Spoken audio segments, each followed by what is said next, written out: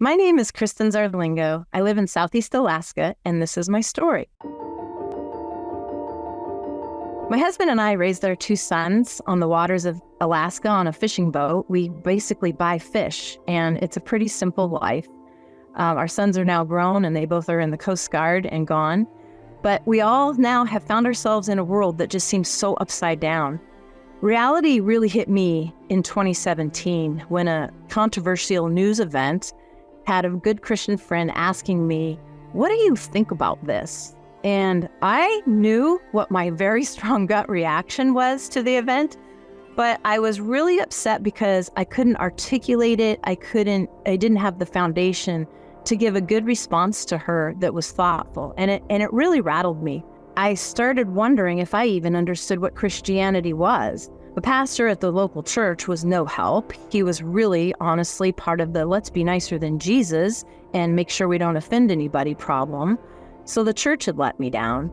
On top of that, my two sons were back at the military academy, and they were in classes where they were being told they were just racist because for the fact they were white.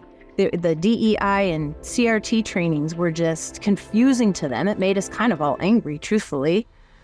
So one day, in looking for solutions, I ran across the 2021 Women in Apologetics Conference where Krista and Monique Duson was speaking, and they both did something. They compared what culture was saying to what scripture was saying. And then just boom, something went off in me.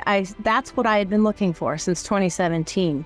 They taught me in those lectures, you need to understand God's plan from Genesis to Revelation as he's revealed it, and be familiar, precept upon precept with that. And then from that lens, you can look and actually understand culture. I've learned what a worldview is, what my worldview is. I've learned what other worldviews are. I've learned how to read the Bible in context.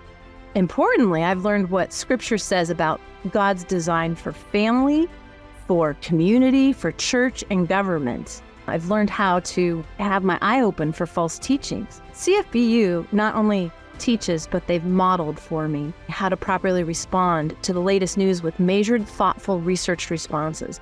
They have modeled for me how to do a Bible study with a friend when I watched Kristen and Monique work through the justice study through the book of Amos.